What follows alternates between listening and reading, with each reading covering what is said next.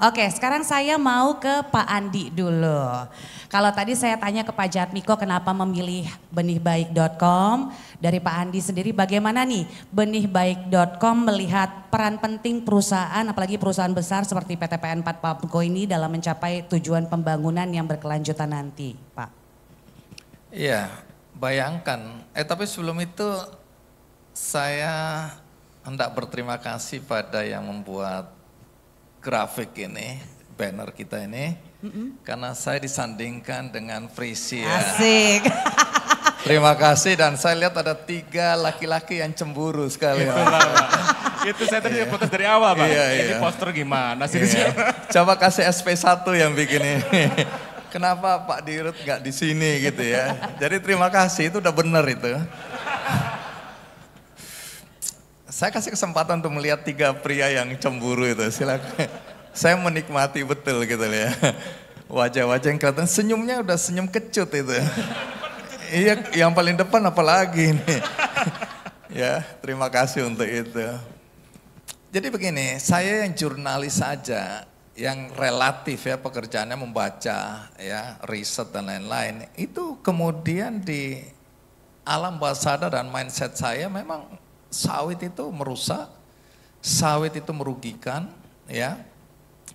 Karena memang cerita-cerita buruk tentang perkebunan sawit, baik dampak ekonomi, sosial maupun lingkungannya itu beredar di sekitar kita. Hari ini kan kita menarik sekali antara mitos dan kenyataan ya, fakta. Karena saya sebagai jurnalis selalu berdasarkan fakta ya. Kita nggak bicara sesuatu yang tidak berdasarkan fakta. Tapi susah mengubah mindset kita hari ini, walaupun ini di kampus ya, tentang buruknya dampak yang ditimbulkan oleh perkebunan sawit dari berbagai aspek. Tapi yang menonjol sebenarnya adalah kita harus paham bahwa ini memang perang dagang menarik sekali ya. Bangsa kita ini melawan bangsa-bangsa lain di dunia. Sehingga penciptaan isu-isu itu bisa di-create, bisa direkayasa. Ya. Sehingga kalau kita, apalagi maaf ini generasi muda yang malas membaca, itu gampang terprovokasi.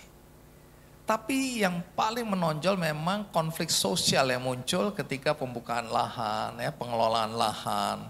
Karena di sana ada juga perusahaan-perusahaan yang mencaplok lahan-lahan masyarakat dengan kompensasi yang tidak adil, sehingga muncul konflik di situ. Kemudian masyarakat tidak diberdayakan, lahannya diambil dengan harga murah, kemudian mereka tersingkir. Nah itu juga menyebabkan konflik sosial yang membuat kita masyarakat biasa yang melihat dari luar bahwa memang perusahaan atau perkebunan sawit ini selalu merugikan dan membawa dampak yang buruk. Saya baru tadi malam ya, ini agak malas riset saya, dijelaskan antara bunga matahari dan sawit mana yang lebih rakus air. Ya saya untuk malam ini percaya, tapi saya akan cek ulang ini, mohon maaf ya. Karena sumbernya bisa aja berbeda-beda.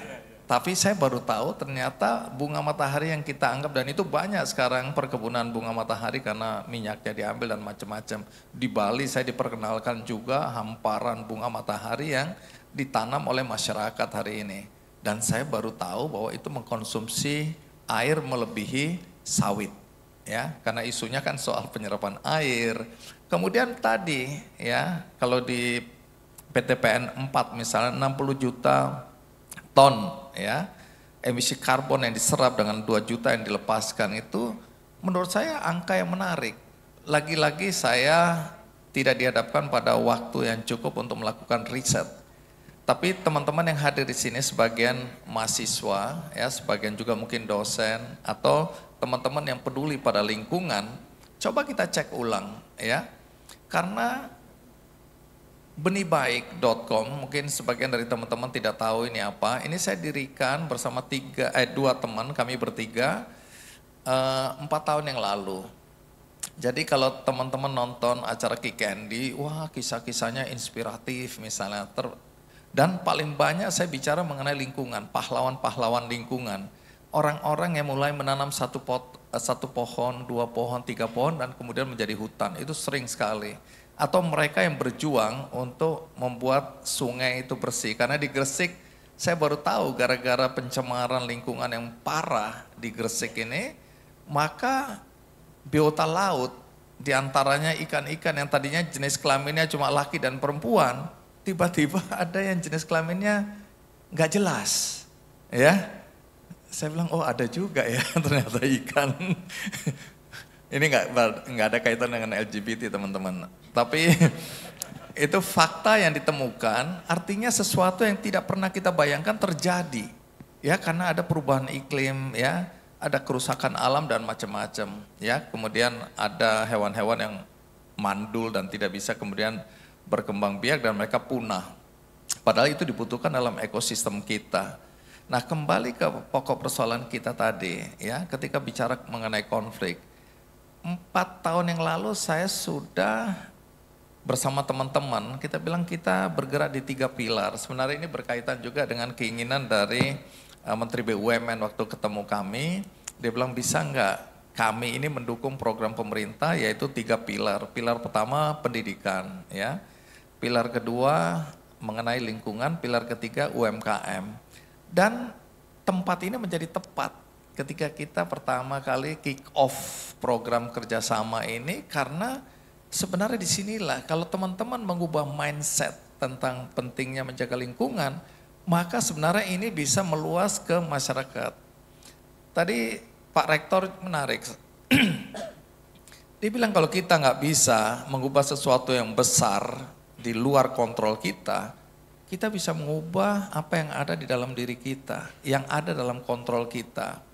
Saya dan istri itu berantemnya itu urusan saya dianggap orang PLN, saya anggap dia orang PAM. Jadi kalau saya lihat istri saya, dia PLM, dia orang PAM, saya orang PLN. Saya tuh ribut kalau istri saya menyalakan lampu terlalu banyak, dia penakut. Jadi kadang-kadang menurut saya berlebihan dia menyalakan lampu di tempat di mana kami tidak lewat, di situ dia nyalain juga. Pokoknya kalau ada gelap dia bilang, aku dengar suara ini. Pokoknya horor lah istri saya ini. Iya, tapi mau saya selesaikan nggak mungkin, kami udah 37 tahun menikah. Iya, terlambat ide untuk ya mengganti kan. Saya bilang biasanya mobil Jepang itu 5 tahun, kamu udah bagus ini 37 tahun masih dipakai terus. Tapi mohon ini jangan bocor ke istri ya. Saya ini termasuk ikatan suami takut istri. Hanya di sini saya berani curhat. Nah, dia suka mengkritik saya karena kalau saya sikat gigi, kadang-kadang kerannya masih jalan. Dia bilang, kenapa kamu gak matikan? Itu kan buang-buang air. Jadi kami saling mengingatkan dan lama-lama, ya konflik kami di situ aja. Tapi sama-sama saling mengingatkan tentang pentingnya menjaga lingkungan, dampak yang ditimbulkan dari apa yang kami lakukan sehari-hari. Saya kemarin ke Gias, ya, pameran otomotif. Saya lihat ada satu botol jatuh di tengah jalan, di dalam ini ruangan indoor itu, di dalam pameran mobil dengan tema semuanya mengenai lingkungan, ya, mobil-mobil listrik mulai diperkenalkan, kemudian mobil-mobil hybrid juga diperkenalkan. Tapi ada satu botol yang geletak, saya jalan agak jauh, saya lihat ada botol. Orang lalu lalang begitu saja. Di depannya ada perempuan-perempuan seksi pakai rok ketat yang ketawa ketiwi di situ, dan botol itu ada di bawah. Gak ada satu orang pun yang memungut. Saya ambil dan saya masukkan ke dalam tempat sampah dan semua orang melihat. Pertama melihat ini kayaknya Kick Andy ini, ya. Kedua aneh, saya mengambil botol dan saya berupaya untuk membuangnya ke tempat sampah. Menurut saya menyedihkan kondisi ini. Jadi tidak ada yang peduli, padahal dia atau mereka sedang memamerkan mobil dengan teknologi yang ramah lingkungan. Tapi perilakunya tidak mencerminkan apa yang dia jual atau apa yang dia tawarkan atau kegiatan-kegiatan berkaitan dengan bagaimana kita melindungi bumi kita. Nah, dengan demikian saya dengan semangat sekali ya. Pertama memang saya tanya dulu, ini PT PN ini apa ya? komoditas yang mereka jadikan produk unggulannya. Dan ketika masuk ke sawit, saya mulai berpikir ulang gitu ya. Tetapi yang menarik adalah apa yang disampaikan oleh Pak Jatmiko tadi, ketika bersentuhan dengan masyarakat. Saya selalu melihat perusahaan-perusahaan yang bicara lantang tentang lingkungan, tapi kita bisa cek perilakunya sehari-hari. Ini siapa yang lapor ke istri saya kok bunyi ini? Oh bukan istri saya. Aduh deg-degan saya ini. Saya pikir udah ada yang menyampaikan ke istri saya sehingga dia menelpon saya ini. Nah,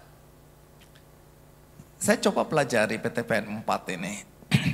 Ternyata sebenarnya di ujung presentasi Pak Jatmiko menurut saya itulah yang paling penting. Selain yang memang penting ketika bicara mengenai dampak kerusakan lingkungan, penyerapan karbon dan lain-lain. Karena PTPN 4 ini sudah melakukan apa yang seharusnya dilakukan. Ya, tadi kalau kita bicara pandai besi aja, kami bicara tadi malam. Saya bilang menarik sekali. Karena masa untuk mata cangkul aja kita harus impor dari China misalnya. Itu penghinaan terhadap bangsa Indonesia.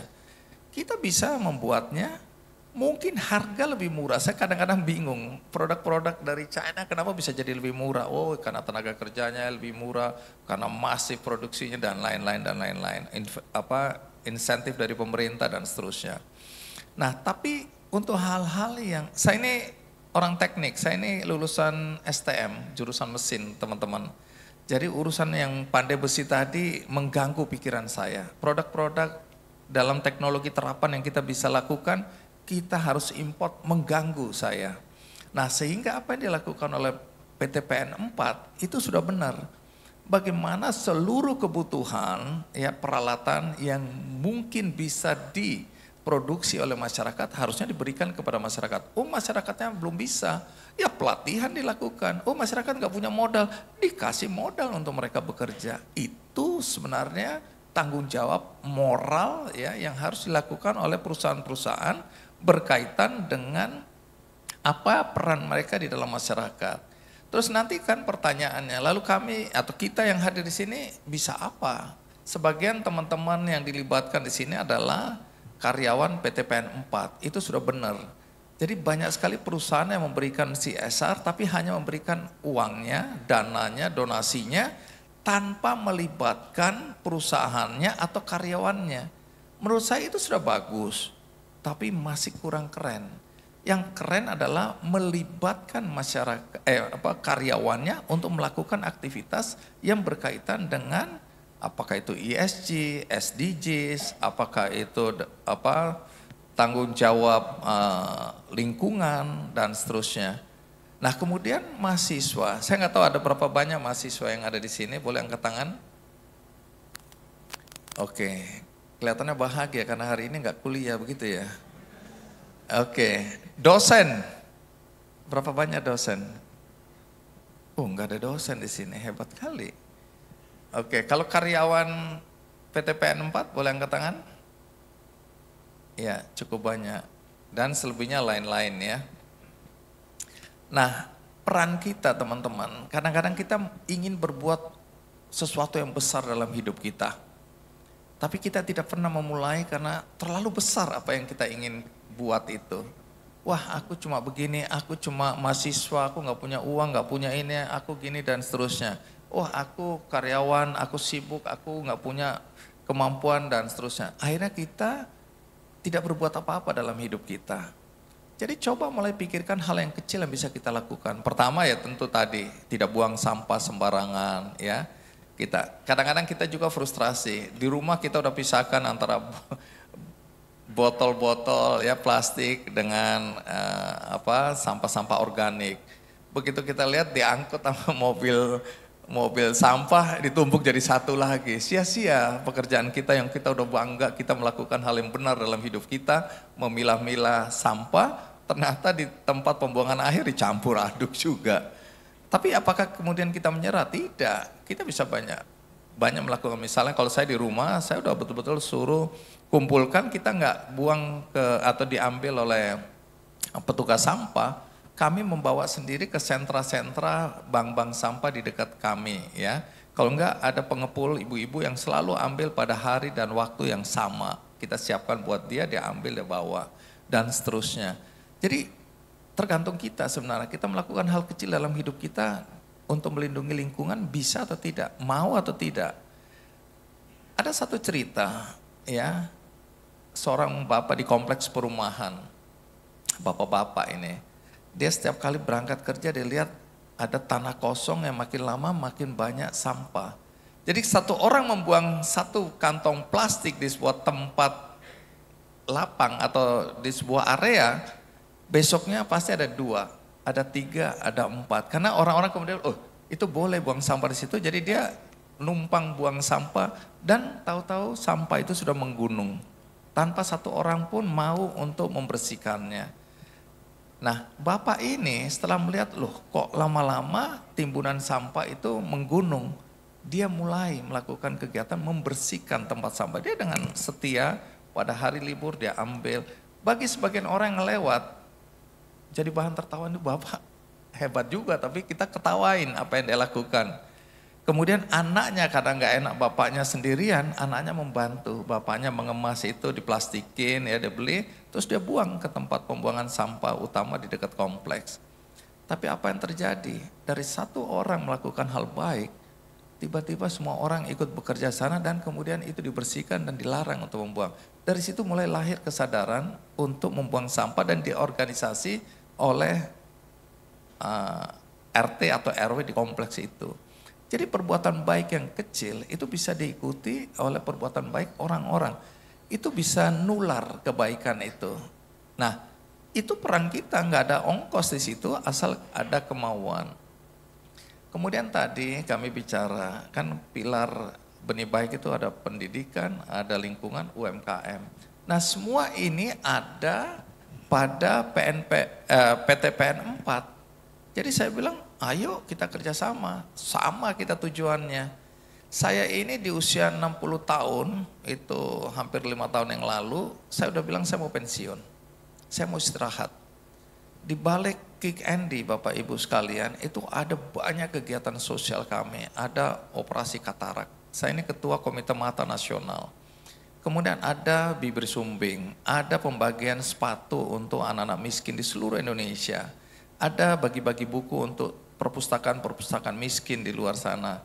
Kemudian kami ya kaki palsu ya. Saya ini udah hampir 16 tahun berbagi kaki palsu sampai hari ini. Ya, kami datang ke perusahaan-perusahaan BUMN juga. Sekarang AP2 udah 3 tahun ini tanda kutip mengkooptasi. Dia ambil sendiri, dia kasih saya uang dan kami berbagi kaki palsu dan seterusnya dan seterusnya. Saya dan istri tadi saya cerita kami punya juga yayasan untuk membantu pendidikan ya. Kami punya PAUD tanda kutip tidak berbayar di daerah-daerah pinggiran, daerah-daerah miskin dan seterusnya. Saya dan istri saya juga hadir, istri saya ngajar juga di situ. Saya ini ketua Dewan Penasehat dari Yayasan Kasih Anak Kanker. Jadi saya ngurusin anak-anak kanker juga. Nah, ini di perkebunan sebenarnya istri saya masuk ke perkebunan untuk menjelaskan kepada ibu-ibu bahwa deteksi dini pada anak untuk kanker itu penting. Ketika mereka terdeteksi sejak awal, tingkat kesembuhannya itu 90%. Dibawa ke daerah-daerah di mana atau rumah sakit di mana anak-anak itu bisa diterapi ya, di kemo dan lain-lain. Terus ada rumah singgah, kami punya 9 rumah singgah di berbagai daerah, termasuk di Riau kami juga punya. Nah, jadi peran kita sebenarnya bisa kita mulai dari diri kita sendiri teman-teman. Kita lakukan apa yang bisa kita lakukan, kita pengaruhi orang lain, dan PTPN idealnya nanti bisa kerjasama dengan universitas misalnya ya. Di mana teman-teman ini sekitar sini kita mulai bikin ini di kampus, kita tanam sebanyak mungkin tanaman-tanaman yang berguna nanti apakah itu untuk penelitian atau untuk menghasilkan buah-buahan yang kemudian diproduksi turunannya, dibuat keripik, dibuat ini dengan pemberdayaan ekonomi masyarakat, terutama perempuan ya. Kalau bisa kita bikin gerakan di sini bersama PTPN 4 atau mungkin sudah ada, saya tidak tahu. Nah, itu hal-hal yang bisa kita lakukan dalam hidup kita berkaitan dengan apa yang disampaikan oleh Pak Jatmiko. Nanti kita bisa diskusi tanya jawab karena akan menarik dengarkan dari narasumber berikutnya. Baik, terima kasih Pak Andi ya. Ini satu pertanyaan panjang, kayaknya pertanyaan saya berikutnya udah terjawab nih ya sebenarnya untuk alasan utama dari benihbaik.com untuk mendukung Saya inisiatif. memudahkan pekerjaan moderator karena saya tahu penderitaan moderator. Iya. Bahkan kalau bisa moderator boleh pulang, kami diskusi sendiri aja. Biar saya pulang aja nih Pak. Berarti sudah terjawab untuk alasan utama karena sama-sama memiliki tujuan ke depannya. Udah di research juga sampai akhirnya dapat nih ya untuk benang merahnya antara benihbaik.com dan juga PT PN 4 PAMCO ya.